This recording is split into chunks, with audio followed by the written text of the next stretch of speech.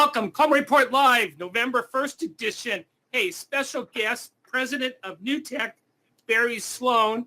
Thank you very much for joining us, Barry. This is a live event. We go down to about 150 lenders, so thank you very much for joining us. I want to start with number 5 in the country, 23% growth in 7A. Those are amazing numbers, Barry. Thanks, Bob. Appreciate it. We're an overnight success, just over 16 years it's taken. That's it. There you go.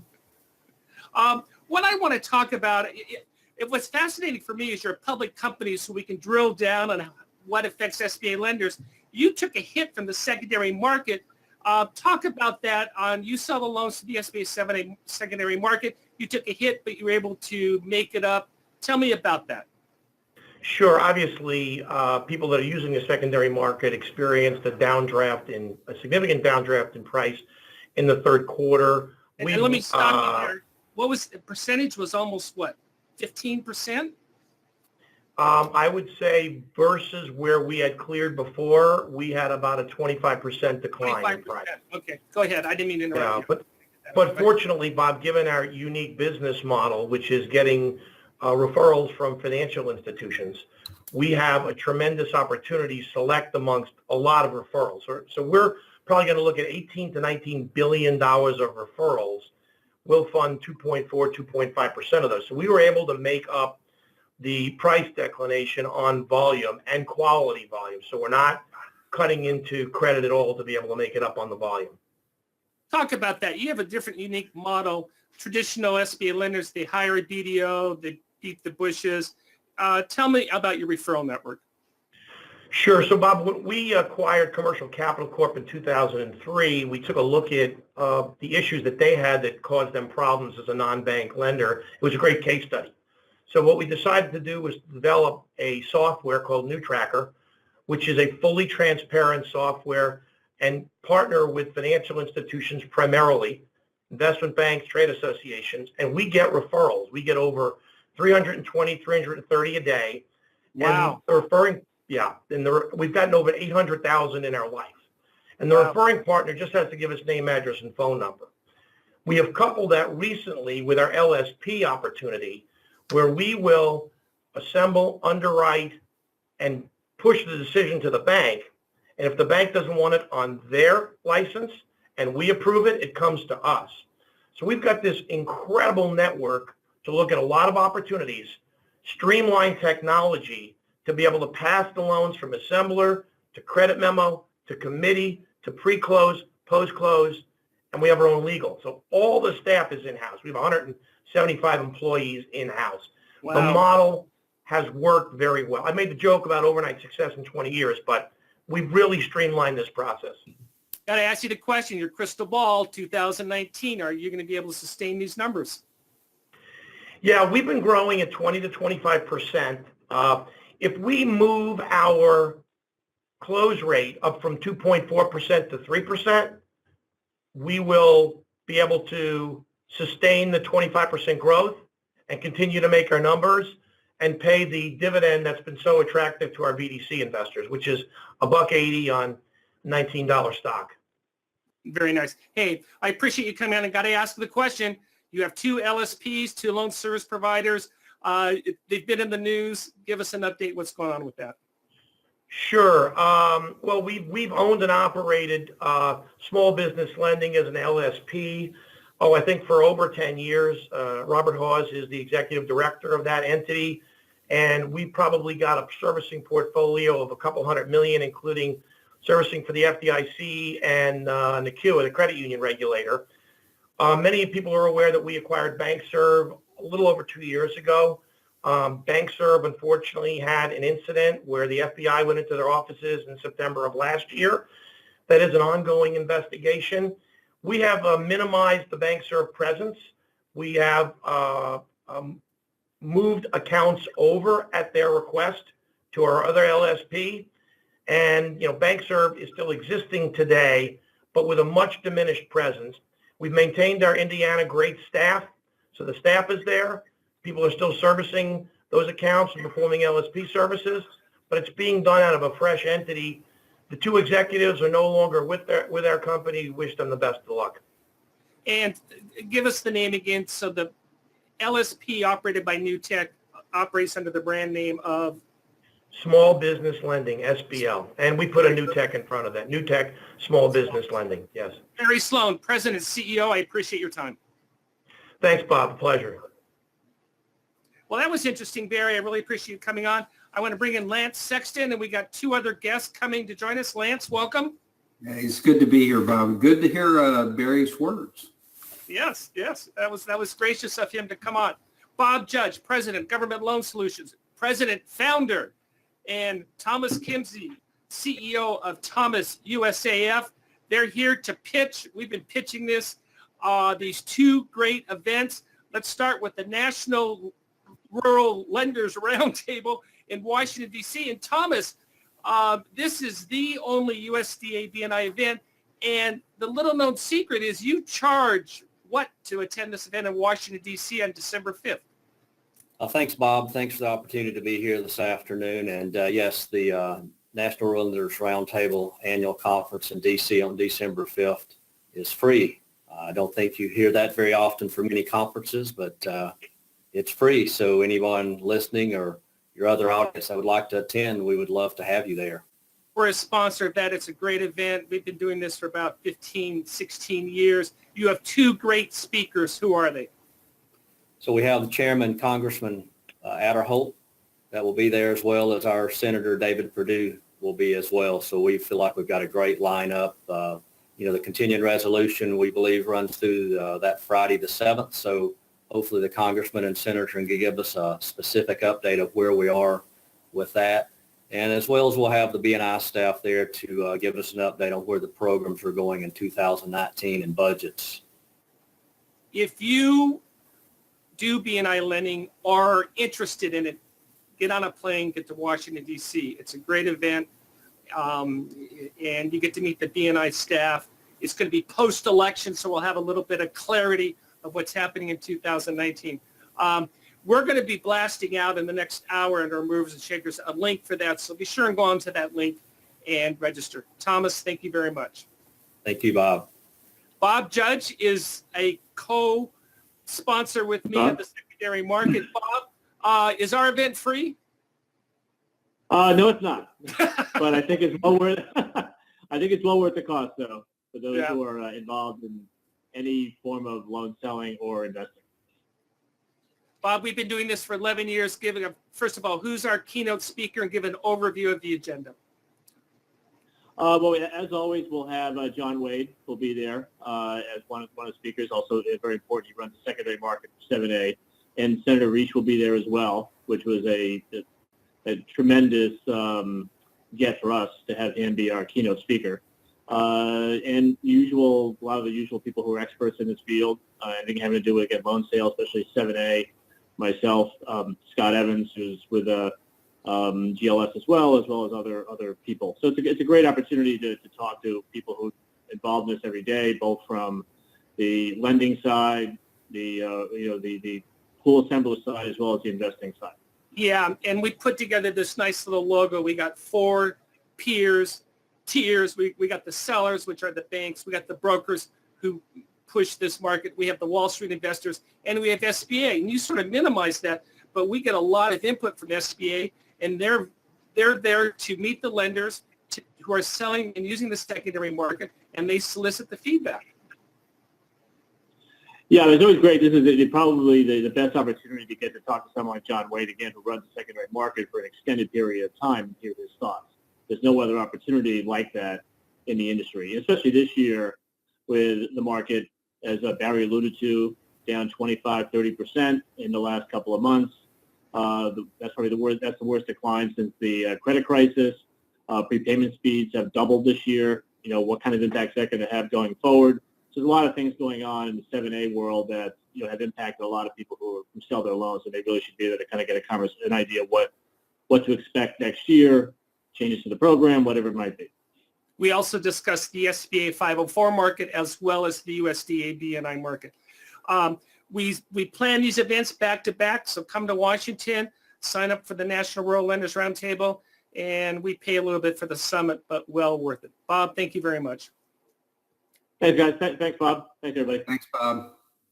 Poll questions. Hey, we got a lot of news. Thank you all for joining us. We are doing this industry survey, and the question we have is a little bit more formal.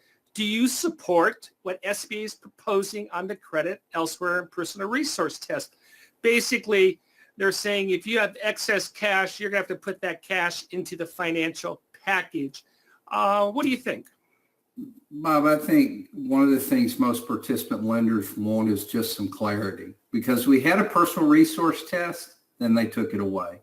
We had credit elsewhere, and they kind of folded the personal resource test into it. And, now they're coming back with the personal. I just think that we need clarity. How do you weigh in on this?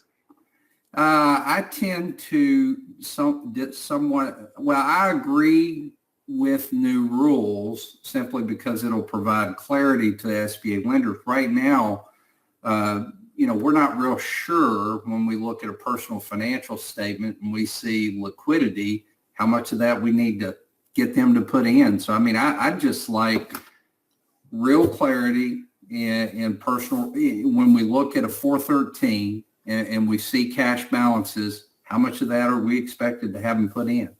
My criticism, I agree. The dollar amounts aren't onerous. My criticism is, Lance, how are we going to go and get those financial statements of minor children? Obviously, if we have, and a spouse, if it's a joint statement, that's fine. But how are we going to logistically do that? Well, I think in most SBA 7(a) lending circumstances, that won't be an issue, but it could be. I think there's probably 3 to 5 instances of what that happened last year, and that's why the rule comes up. So it's very, very minor for minor children. Oh, that's clever. But that's my criticism is, so Lance, are you going to have to get financial statements of every kid? Well, I think it appears, I want to see the rule. I want to see how it comes out in the SOP, Bob, because I cannot imagine them asking us to get a 413 on a 12-year-old child. Yeah, and I don't even. 99% of the ones you get, Bob, are going to say 0, 0, 0. No, I disagree with you. 99.9999. Yeah. A majority. There might be that unique occasion where one is sprinkled with assets, but typically that's not going to. That's in the weeds. But these numbers. Someone gets $1 million loan. If they have $1 million cash in the bank, I think that passes the test, unless that cash is certified. And if you read the rules, they allow you to carve out for education and medical. But I think that's a reasonable test. I don't think someone should have $1 million in the bank exclusive of 401ks and get a 7(a) loan. Well, and Bob, we have a ton of great lenders on this call. How many of us get someone that has $1 million in checking and savings? And that's the type of client we say, you know what, come over here and let's talk about conventional financings. And that's what we want to do. It's absolutely. Very good. Our second poll question is talking about the packaging fees. SBA is proposing limiting them for $2,500. This is for the lender. $2,500 for loans less than $350, $5,000 for loans over $350. Do you agree with that cap that SBA wants to impose on you? This does not affect the agents, does not affect the packagers. It only affects the lender. Well, Bob, I don't think this is going to have a huge impact. I don't think many lenders are charging well above that. I think the biggest area of concern with packaging fees and the new Form 159, Bob, is I've spent the last week talking to SBA's staff in different offices, and it appears to me that everybody is evaluating the rule in a different way. And I'm hearing some things are okay as part of packaging, some things are not, and I'm hearing different perspectives from different SBA offices. We're going to talk about that later. Oh, sorry, Bob. We need to have you start reading these scripts. I probably should. Let's move on. We have too many email questions to answer. I already know that we're going to hold some of these over to next week. Keep them coming. This is one on Fraud Friday. And this is from April. She says, how'd this guy get caught? This is our cow story where he used someone else's collateral.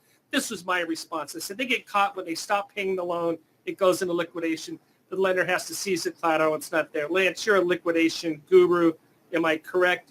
Bob, I've actually made a line of credit secured by cattle in my lending history. And I was just happy, Bob, that they paid as agreed, because in the back of my mind, when I went to bed every night, I kept thinking, well, if they default and I go out in the field and there are no cattle, I want to see you in a lasso and a cowboy boots. And Bob makes a great point. So many times these fraud Friday stories are about people. If they continue to pay as agreed, they never end up on Fraud Friday. If they default, then we start finding out the problems with what they've been doing. This is a technical question. I'm going to hold this one over. Let's move on to Kim. And it says, I had a loan at interest rate of prime +2, and it keeps changing. How do we logistically do this, Lance? We have rates all over the board.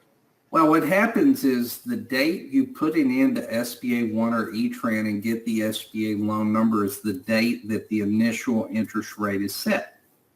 So whatever prime was that date +2 is going to be the opening rate. Now, it will adjust on the first change date. So if you have a monthly, a prime +2 floating monthly, you close the loan, and we've had rate increases, multiple rate increases, but let's say you close the loan and prime was 5.25, so it closed at 7.25, and the rate increase before, let's say you put the loan in the system and prime was 5.25 when you put it in the system, so your initial rate would be 7.25, but then the rate bumped again before you actually close the loan.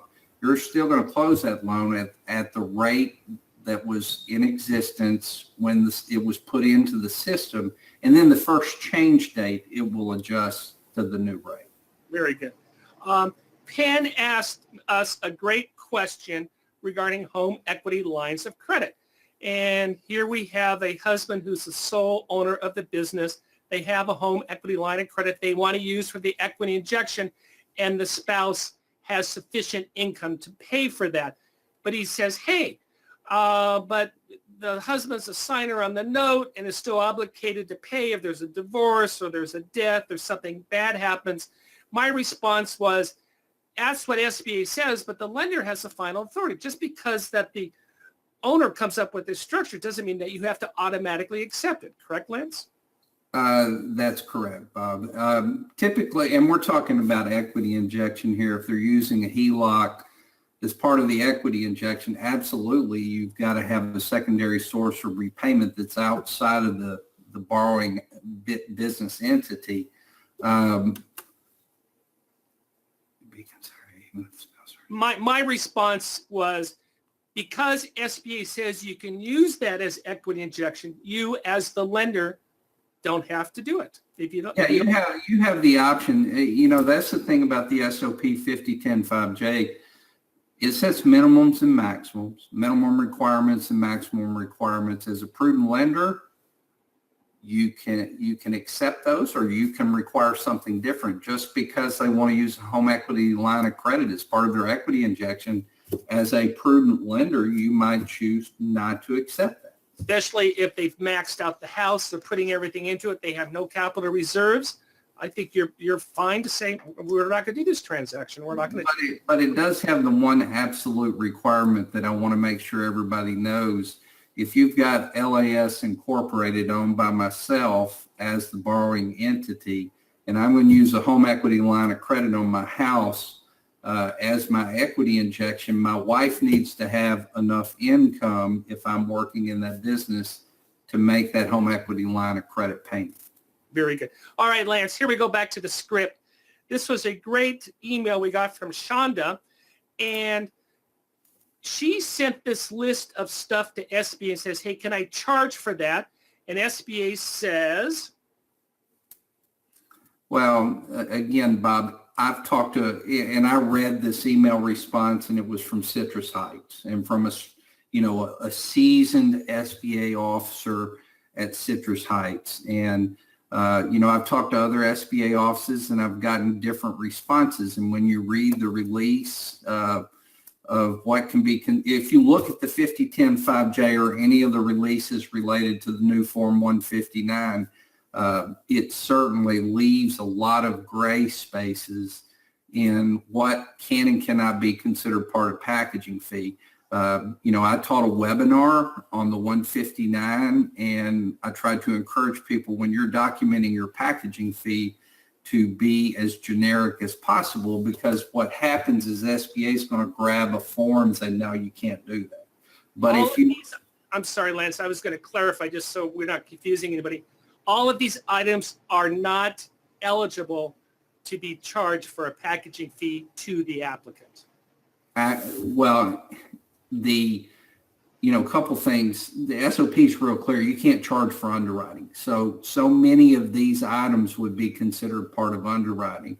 And it's pretty clear. I mean, it even mentions the SBA Form 1920 specifically, does not mention the 1919, which I have a small level of disagreement, because you can assist a borrower in completing borrower forms and it can be part of the packaging fee. You can assist the borrower with review and recommendations on the business plan or projections. I think the key thing is making sure you keep underwriting and you don't want 1920 in there. And again, when you're documenting your packaging fee, I don't think you want to get specific down to the point of saying, I completed the 413. I think for the people on the line, what are the 2 or 3 breakouts that you recommend for the industry to put under packaging fees? Well, I think that, and again, we're doing a webinar on this next Wednesday, Bob. But it's clear in the 5010-5J that assisting them and reviewing and recommendations related to business plan is acceptable. It's clear that review, recommendations, and assistance in completing the projections is acceptable. It's clear that assisting the borrower with borrower-related forms is acceptable. Right. Although, guys, I'm not going to recommend that you itemize the forms. I'm going to recommend you say assisting borrower with forms related to the loan. Those 3 categories are clear that they are acceptable as part of the packaging fee.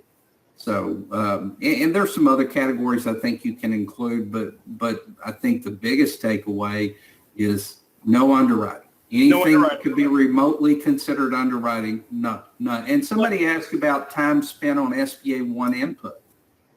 And, it's clear that you can't charge for the software. That's in the 5010-5J. You can't charge a borrower part of the software cost. There's nowhere in the 5010-5J that says you can't charge for part of the time spent putting it into the system. But based on some of the feedback from SBA, we'll recommend that you don't. Don't lose any sleep over this. To put this into context, there are 2 things SBA wants to see. Number 1, they want to see a breakout. I think if you do 2 or 3 categories by hours at the rate, you're not going to be criticized as long as it's, quote, prudent. You know it if you see it. What they really want to avoid, and this is the key takeaway, they don't want that applicant to be charged by a packager / LSP and the lender. They only want that person charged once. So when you're looking at this, that's the first thing we're saying. How much are we charging the applicant, and do we have some type of documentation? Right, Lance? Yeah, my discussion with the SBA centered around how itemized do you want it, and nobody said we have to have a specific form that you worked on. I was encouraged by everybody, all the SBA staff members that I talked to. I mean, it can be generic categories, and I'm going to strongly recommend you keep it generic until they tell us otherwise. Lance, we're almost out of time. We just set the date. I think our slide is wrong. It's going to be Tuesday, February 5th, not Monday. What are you going to be doing that day? Well, the loan closer certification course that has been just an incredible training course that we have. We're going to do it live. And it's an opportunity for those who have participated in it to actually be there live, to recertify their loan closer certification. And for those who are new to it, an opportunity for you to get started on being a certified SBA loan closer. Very good. And there it is. Yeah, the reception is going to be Monday the 4th. It's going to be all day. And it's not live. It's on site, because the opposite of live is not good. So it's on site versus off site. But it's going to be good. Hey, Lance is going to be redoing the 159. He and I are going to be doing a medical practice professional webinar, and then Lance is going to be closing compliance. Shout out to Bowfly. They're in the house. Thank you all for joining us. We'll talk to you next Thursday. Have a great weekend.